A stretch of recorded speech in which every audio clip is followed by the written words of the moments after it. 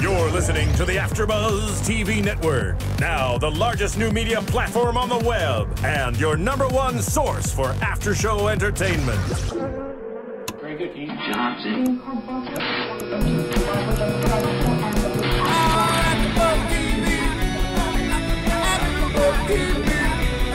the AFTERBUZZ Studios in Los Angeles, California, and streaming live on Ustream, this is AFTERBUZZ TV for Modern Family. We'll break down tonight's episode and get you all the latest Modern Family news and gossip. If you'd like to buzz in on tonight's show, you can buzz us at 424-256-1729. That's 424-256-1729.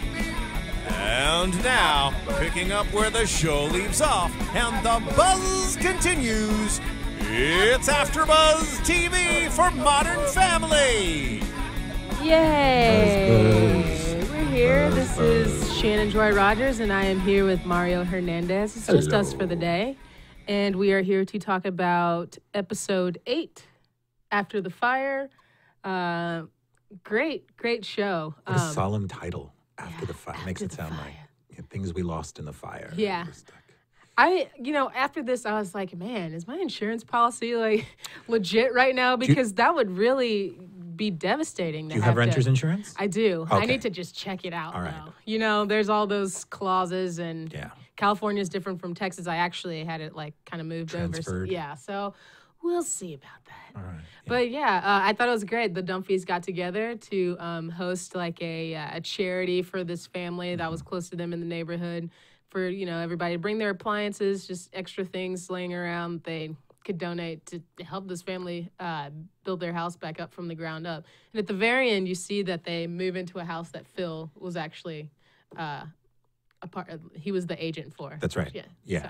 Yeah. No, and the whole episode took place in a day, which is cool. So it's like we have that kind of, unitary, like everything will happen on this day, which is, wonderful if you think about shows like The Simpsons or something where people always say, well, Maggie's been, she's been 8, or 4, whatever, for 20-something years. And well, if you think about like if each episode is a day, then there's still plenty of comic gold. It's true. Yeah. So it's it was a good episode for sure. So have you ever had any kind of disaster like that at your house or near miss? Actually, strange. Right before I moved here, Really? I moved out here to LA from New York, from Brooklyn, about 13 months ago, and literally, my last day of work, I was flying out on a Monday. My last day of work, Friday, that Thursday night, so the weekend before I moved out here, there was a big rainstorm, and I was keeping my stuff in a friend's basement in Brooklyn, and didn't put 2 and 2 together. It was a heavy rainstorm, and I like closed the windows and was like, man, it's really raining cats and dogs. And then in the morning when I went downstairs, the entire basement was flooded. Oh no. And with 1 or 2 exceptions, the smart thing is to have them in plastic tubs, but I had most of my stuff either in cardboard boxes or in suitcases. And then very stupidly, I had put the suitcases flat on the ground because every time I went to get clothes, I just opened up the suitcase. So I had them flat on the ground for maximum seepage. So that was kind of a pain in the butt. Luckily, I kind of sold most of my stuff. So it was basically just clothes. So I literally, and then they're all wet. So it was like, pounds and pounds of wet clothes. So did you wash it out or? Yeah, I immediately took them. And it was actually, interestingly enough, in all of my years in New York, I lived there for about 7 years, I had my laundry done for me maybe twice, and I'm very particular about my laundry. Even now, it's like I let my girlfriend do some of it, and I do my own. But I was so particular, and then literally, like my last load of laundry that I did in New York was I had this nice little Chinese woman do about and I showed up, and it was and they do it by weight, which sucks, of course, because it was wet and it was expensive. So oh man, are you serious? They do it by weight? Yeah, they do it by weight. So I showed up with. I didn't realize 40 or 50 pounds worth, of wet clothes that normally would only weigh, 26 pounds or whatever. But so that was kind of a pain. But that's a minor thing. I haven't really, thankfully, I've never had anything weird. My uncle had actually in the Woodlands, he had a tree fall and crush his house. Isn't that the worst? So with that, I know a friend of mine who had like a palm tree like you know, when those things fall, they can do damage. Like not the entire tree, but the leaves. Yeah. That's why they cut them so often. And it dented the top of her car. And the city was like, oh well, there's nothing we can do about. Like they used to do something about it, I guess, years ago, but now there's nothing they can do about it. So it's like, God, that is just, it's so out of everybody's hands. Like, you know, at that point. But yeah, luckily I've never had any really large disaster. Well, with our mutual friend Andrew, the last time we went to, were you with us the last time we were at UCB a few weeks ago? When we came out, the palm tree in front of his apartment was on fire.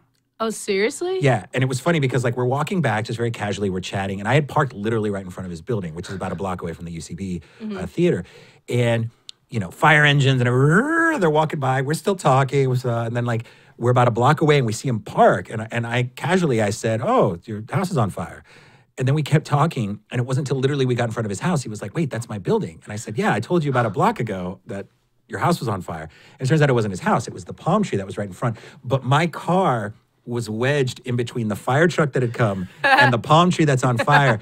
And I have a rag top. Oh, so I was my like, God. ah, but, you know. It was all good. It was fine. Yeah. Oh, that's good. Man, that's close call. I know. I've actually seen more stuff happen here in LA than I did in New York. And I know New York has this kind of... Like the reputation of it having being kind like, of like where the action happened, happens. disaster. Yeah. No way, man. I've seen more car accidents, more like... LA is the real deal. Yeah, for sure. Yeah, so another thing about this episode we were pointing out was the pairing up of people and how those stories, you know, get told. And the main one I thought about was when Cam and Alex and Haley, the three of them went off on their little duty to go get the truck, the moving truck, so they could move all the new possessions to the new house. And you never really see Cam and Alex and Haley have a storyline. No. And I'm just thinking as like a writer before even experiencing this episode, how do you even put that on paper? You know, it's like they did such a good job of kind of making it seamless, and you know, it's just like, oh, you're going with your Uncle Cam, and now you guys are gonna have a little adventure together. A whole and episode. It was super funny, you know, and then the audience is attracted to that kind of thing, you know, seeing every aspect and every family member intertwined, because that's got to be difficult to figure out in a season where each character's storyline goes, where the arc goes, how to flow between each other, you know, between the families, and not just have it be just Manny, Jay, and Gloria, not just have it be just Lily, Cam, and Mitch. You know what I mean? Like having everybody kind of mix and mingle with each other, which I think is great. I mean, the writers on this show are obviously brilliant. Yeah. And so I really liked their story a lot. Well, the way they're able to do it is, you know, in every one of the families, there's the breadwinner who goes out and has a job, and then one person who stays home. So you're right that the challenge is how do we get those people that stay home to kind of mix it up with the other characters. Mm-hmm. So like Claire, you know, we've got this plot line that's been dropped for now, right? She's running for yeah, we haven't seen it this week, and last week wasn't a new episode, right. I believe. So there's that's on hold for now. So we know that that's going to recur, and we saw should David come Cross. back up. They added a couple of shows, I think, to the season, or nice. at least on IMDb they did.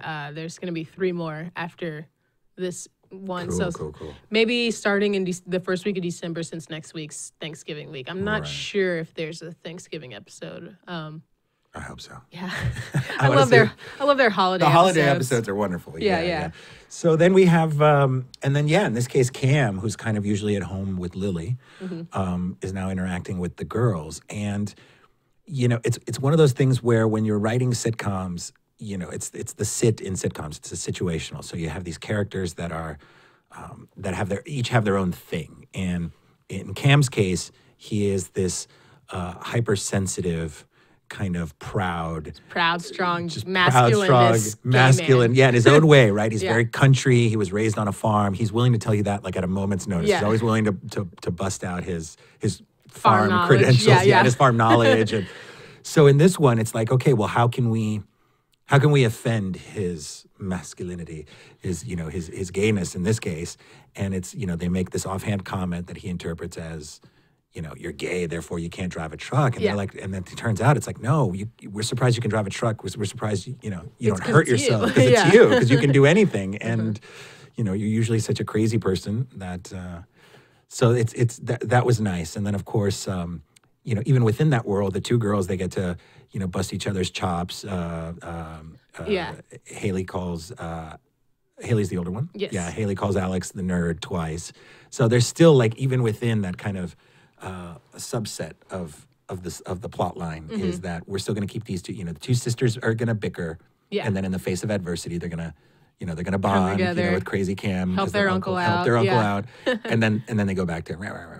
Like I love the guy that just has one line, that the trucker that Haley bear. goes again. Yeah, the big bear.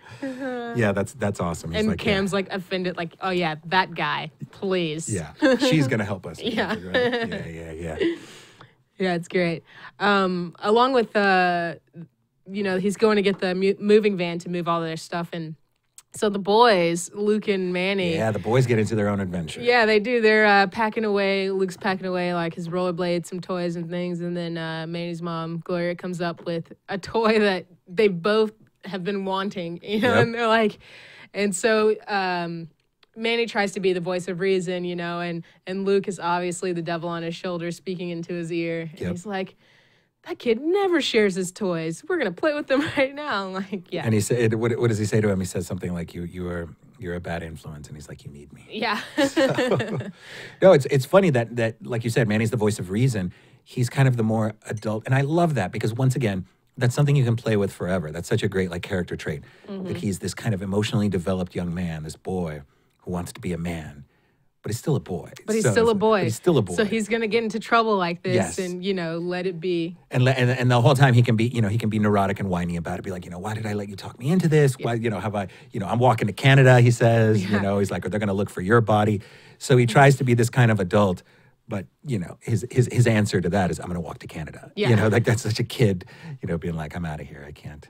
I can't deal with it. I can't do it. But Luke is the bad boy, and you know they didn't highlight this too much in this episode, but I love Luke and his father's dynamic.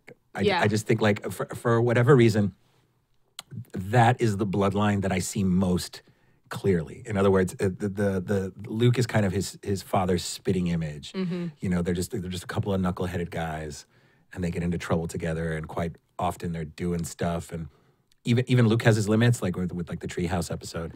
But I love that. I love that they said in one episode, I think it was in the first season. I'm kind of vaguely remembering when Ty, he plays Phil, had like a talking head in one of the couch interviews, and he said something like, as long as I stay my little boy's best friend, like I know that he'll respect me, or like something along those lines. So I feel like of course that's his boy, you know, like he has two girls that obviously he loves, but that's his boy, and that's, you know, he wants to raise them and have fun with them, and you know, let him become the man that he hopes that he can mold him to be. The man that he kind of turned into, which is like, you know, a good heart, maybe not, you know, maybe not the smartest guy in the room.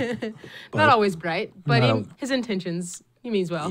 Yeah. And, you know, one of the other really wonderful things about the show, and you see this, I think, and certainly in this episode, especially with the kind of the codas that they have at the end, where everybody's kind of, they're doing voiceovers and they're talking about, well, family is, it's a really sweet show, despite the craziness, despite the zaniness.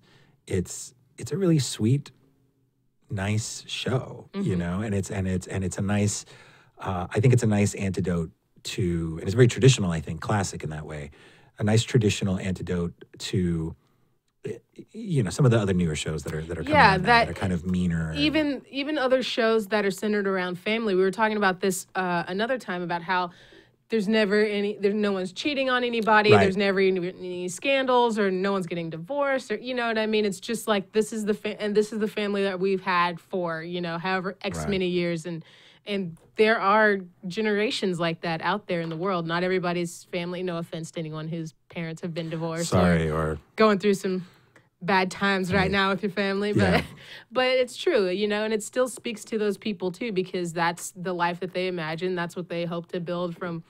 If they've had a broken home or whatever, you know, it kind of gives them hope instead of just dwelling in the negative, pessimistic sides of how things can go wrong in a family. But They never touch on that in this. Yeah, there's enough drama with just their everyday lives. Right. Again, the character, and you know this because they teach us this at UCB, and it's like character will drive everything. So it's like once we have these characters in place, we don't need anything else, and we don't need some outside forces. In this case, there was a fire that happened off screen to a family that we've probably not met. I don't think we've met them throughout the series, but we're now using that as the plot point around which all of these other things are going to revolve. And the thing is, we know these characters, so it's almost like, you could almost draw stuff out of a hat and be like, okay, well, in this episode, Cam, we're going to give Cam something to do where his masculinity is going to be offended. The massage scene, we're going to have an intimate moment, which is what Jay dreads and Phil longs for in that dynamic. And well, what's the funniest way we can do it? We'll give him a massage, and then that'll lend itself to a lot of kind of homoerotic humor, and then the happy ending joke at the end, of course. Which they did that. You knew that was coming at some point.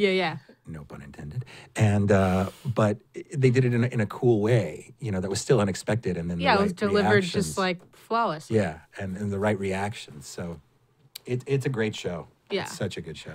Let's see. I like Phil being the massage therapist. He just goes. Not that he's always trying to impress Jay. He just enjoys doing stuff 100% and committing to it. Yes. Like he had candles. He was, warming up, stretching his wrist. And that's, I mean, to a T, that's what a massage therapist is, just like that, and he has his own table and everything. Had they ever mentioned that?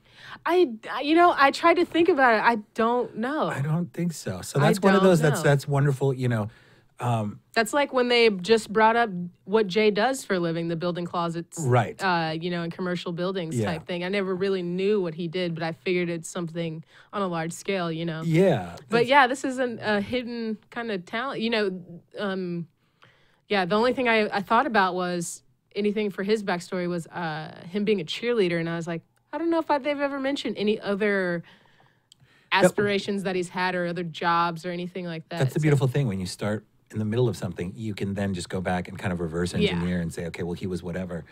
It's something to think about for any writers out there that think that they have to come in. Obviously, you want to know your characters, you want to give them a backstory, but even once you start down that path, don't be afraid to kind of go back in there and tweak it, because if it's, in the case of Phil, how old is he? Mid to late 30s, possibly early 40s. I would say he's got an 18-year-old. I would say 40s. So 40s? Okay. I'm being optimistic. I don't know. Maybe. He could be. Teen dad. He could have been. He could have been.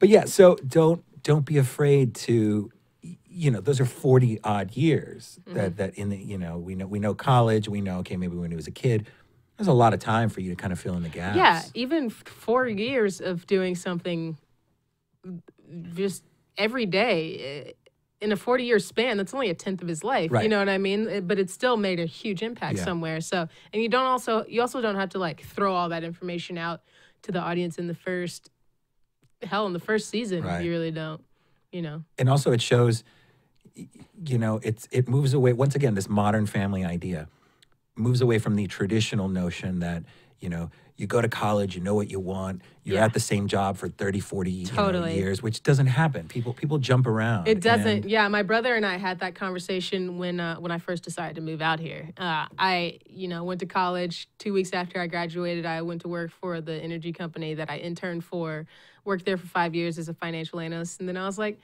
still itching to act. Yeah. So I just kind of left, and obviously my parents want me to live the life that, makes, that I seem to enjoy and, have fun and love my life, obviously. But they also come from the age of, sticking to one job and that's where your career stays for 20 or within that same field or something of that nature, but that's just so not how it is now. It's not how it is anymore. And especially out in Los Angeles, it's just, most of these people that write or act don't have college degrees, didn't go to Tisch as an actor. Yeah, even if you did, you're still bouncing you're around. You're still fighting with the other 5'10" African American female that didn't.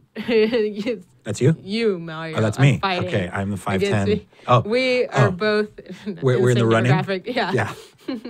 But it's true, you just never know. It's so subjective, and so that's fascinating to me. But yes, that is a great thing that they kind of touch upon. Yeah, so it's little details that you kind of let out, and so this is character. People's lives are a character. So on one hand, you don't want to go plot heavy and say, and then in 1992 I moved here, because that's just trivia. But we can kind of discern from that if he used to be a masseur.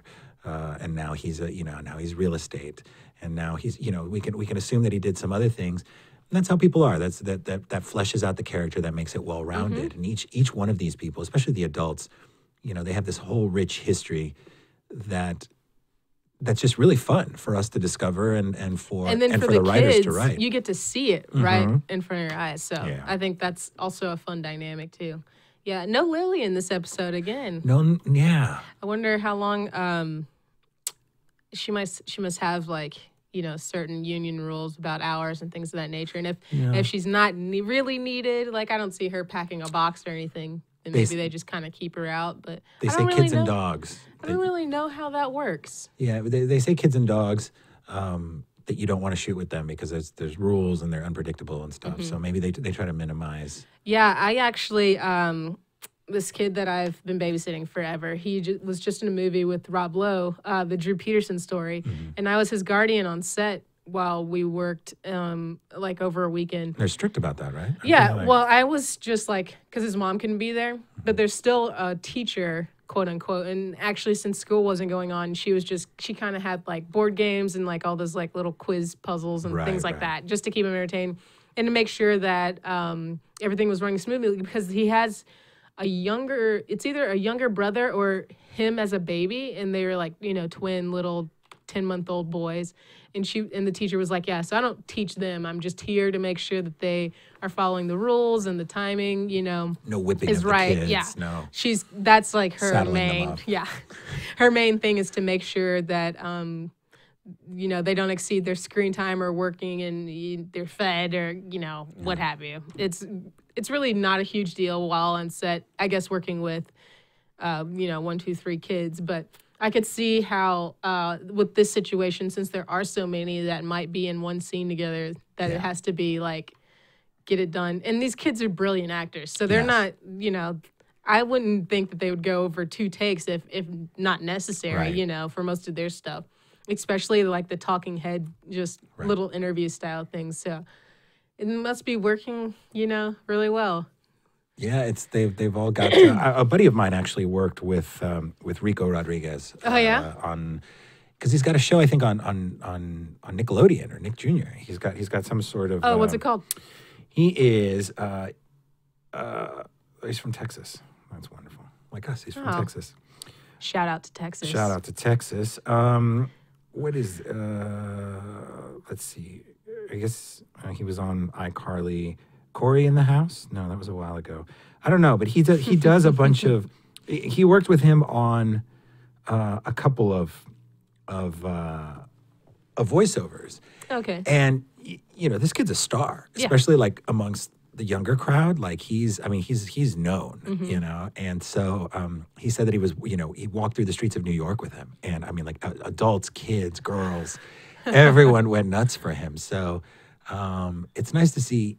Young actors that and they inhabit their roles so well. Even Luke, I don't know what he's like in real life, but the kid that plays Luke, he's kind of a genius kid. He's in Mensa, and he has a high IQ. Is he really? Mm-hmm. He's been in Mensa since he was 4 years old.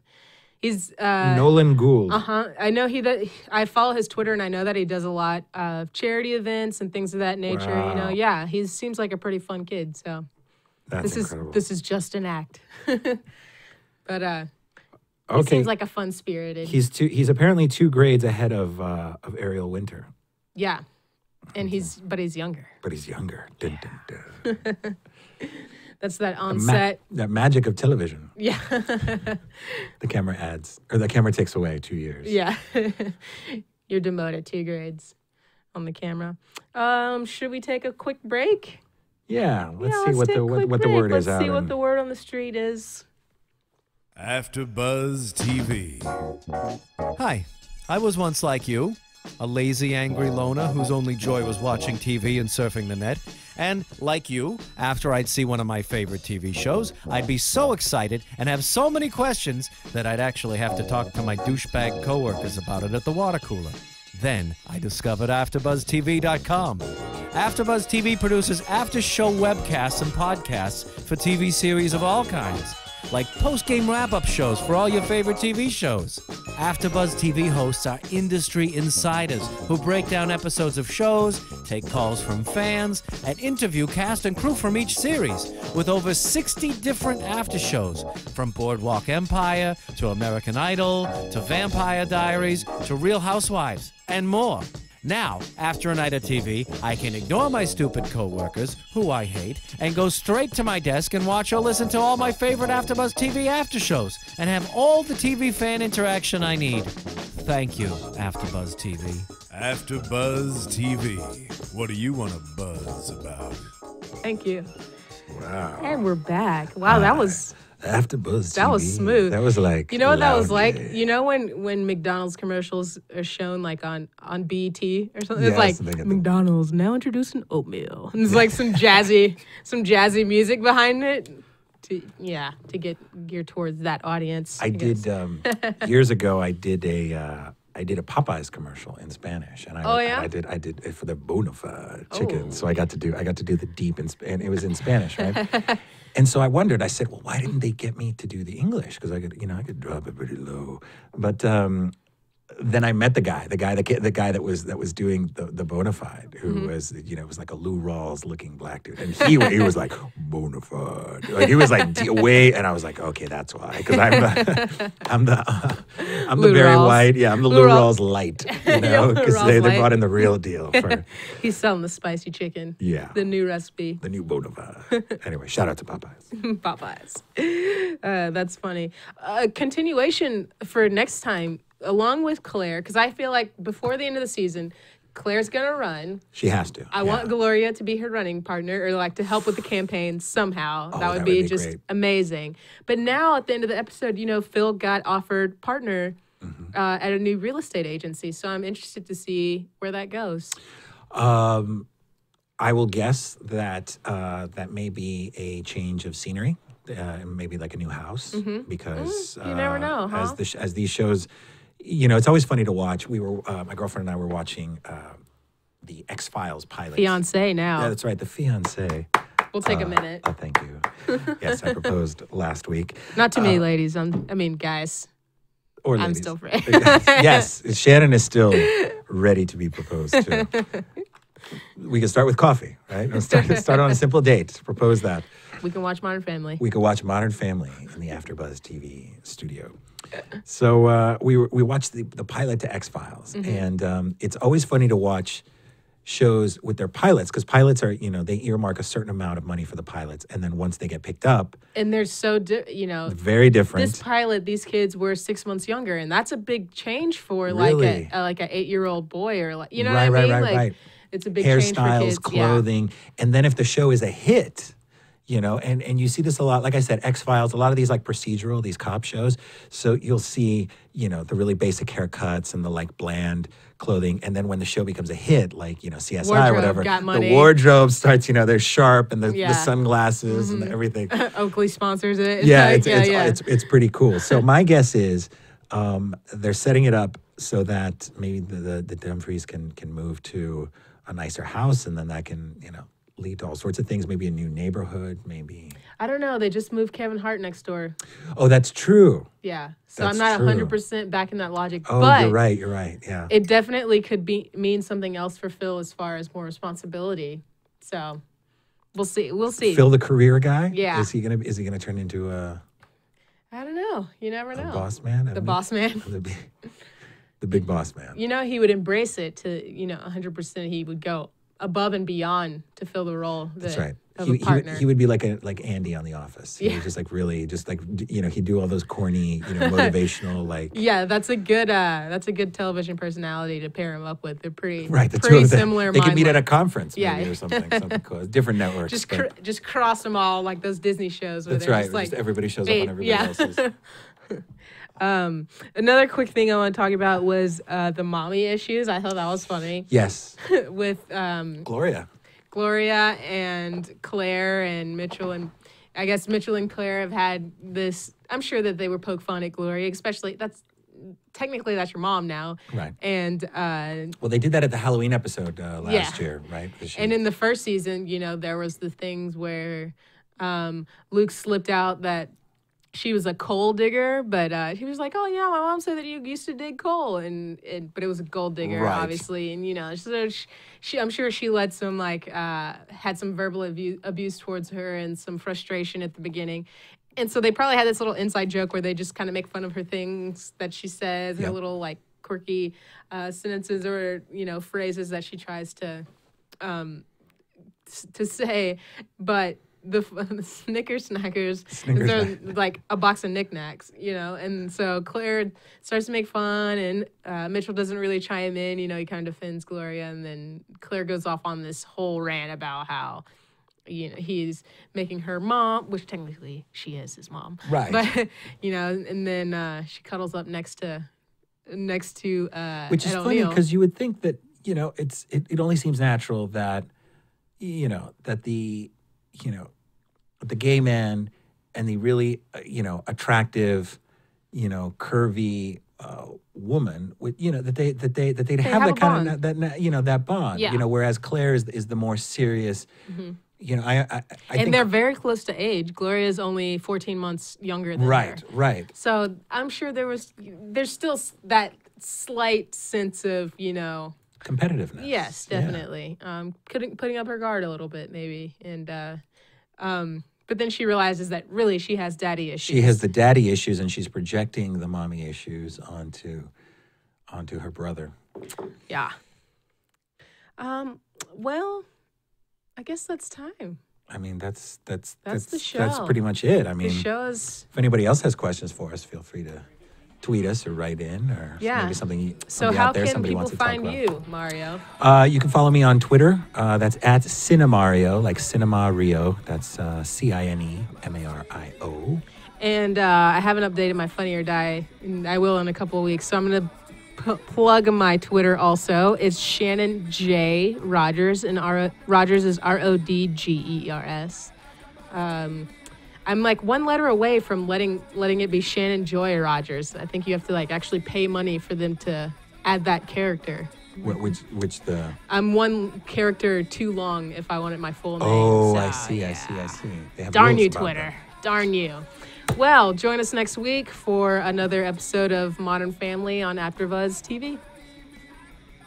From producers Kevin Undergaro and Phil Svitek, engineer DJ Jesse Janity, and the entire AfterBuzz TV staff, we would like to thank you for listening to the AfterBuzz TV network.